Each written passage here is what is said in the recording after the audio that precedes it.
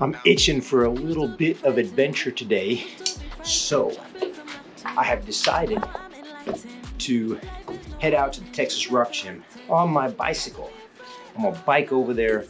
It's about 5 miles, and I'm gonna work on this 511B that I've been working on for a long time. One of the most amazing things is when you work towards something and finally you get it. And that's what I love about rock climbing, because you work and work and work, and then finally you hit the route and you send it, and it feels so good.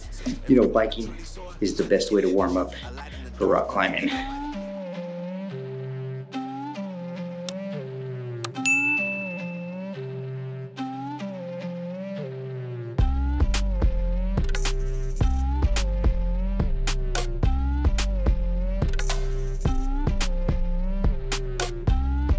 Tugger on the prowl, I'ma make it go wild. I'm original, and I told you so. I'm a kid in the candy store, with the leather on the denim. I ain't the cure, I'm the venom. If you wanna find me, find the taillight. Something's coming in, you're gonna wanna take a red eye. It's time to go. It's time to go. Get ready. Get ready. Get ready. Don't blink, get ready. Get ready. 24 minutes. It takes about 15 to 20 minutes to drive over here, so I'm always wondering, you know, why do I even think about driving here? Climbing this 511B, it's this red route that goes, it's that red route that goes all the way up there, set by Greg.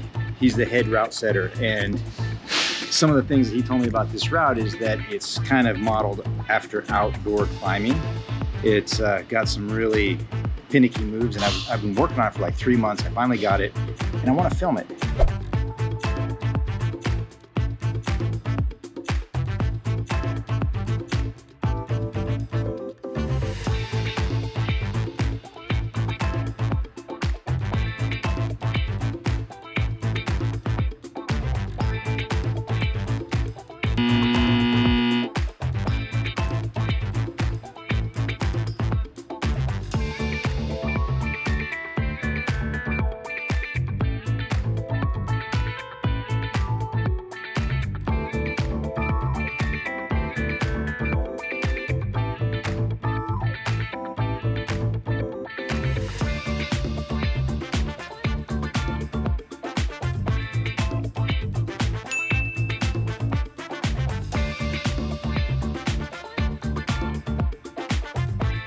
So as you see, it used to be, when I first started climbing this route, I think I had difficulty right up there.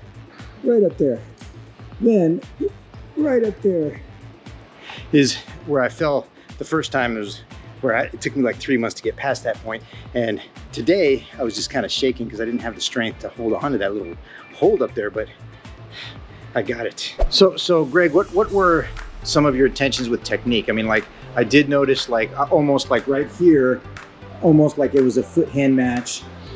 You know, in the beginning, right here was my crux in the very beginning. Like, I couldn't get through this because I kept on feeling like really off. Like barn door, right? Yeah, like barn dooring out. And then finally, what I did is, like, I popped my hand up. What do you call that when you pop your hand up? A bump? A bump, yeah. So I bumped my hand up one. I did not have to bump my hand up a second one in order to reach that up one up there. But what kind of techniques did you have in mind when you were working this route? Well, yeah, I mean, you definitely nailed it. Like at the intro, I wanted something kind of crimpy, techy, balancy, something that's gonna make you maybe over grip a little bit. So you might see that too. Common technique route setters will use is giving you something bouncy or not so stable in the beginning. Forcing you to maybe holds tighter than you would want to, because you don't want to fall, obviously, early on, right?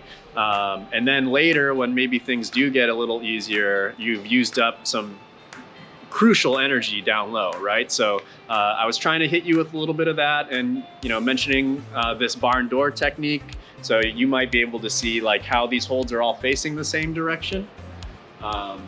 That sort of forces that barn door So I was trying to give you a little bit of that.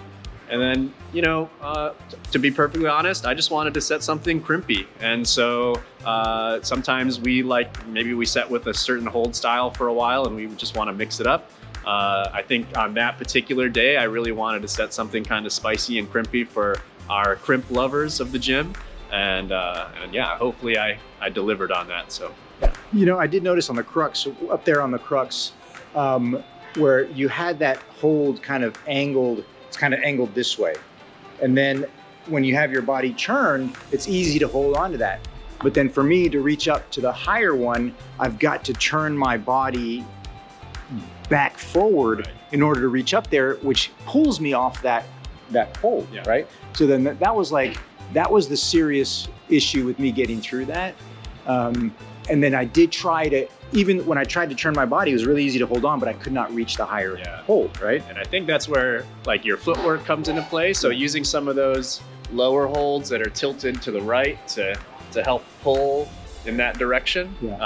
So using your feet to pull as well as not just stand, right? So, always thinking about how can you utilize every single body part to keep you on the wall, right? Instead of just your hands, And then getting up to that little one right there next to the sloper was a challenge, but then I got that. And then it was just, for me, the crux was getting my feet to work together in order to get past that one to that higher up one. That was for me, psychologically, that was a huge move, psychologically. Yes. Fear. Yeah. Of falling. So that's something, we can play with as root setters where, and Eric kind of explained it, where he had a feeling of going up towards the sloper first. And that's actually going to be, not the correct beta. So, that's something where taking maybe the sooner hold might feel right, or you think it's going to be correct, but actually going for the bigger move or the harder move, right, or the farther move, might actually be the right one, right? So playing a little bit with the mental game of the climber. So this blue one right here. Sure. You said that Max set that, right? Yeah. But it looks like in the grouping up there, right, kind of the grouping right there, the 3 blue ones is where those 4 red ones are. Yeah. It kind of looks like and feels like it's the same technique, but can you tell us a little bit about that? Because that's my next project, Sure. right? I'm halfway up. I've got to work the upper half, which is probably never get there, but it is a 12. But tell us a little bit about that one. So yeah, that was one of our other setters Max sets. But you're right, through this section in the middle, there's a little bit of a mirroring technique where had you just climbed my red one, you might be a little bit more informed for the blue one. And that is something you might see in our gym a little bit, where we set something a little easier on the same wall, and then you might incorporate those same techniques at a higher level onto something a little more difficult.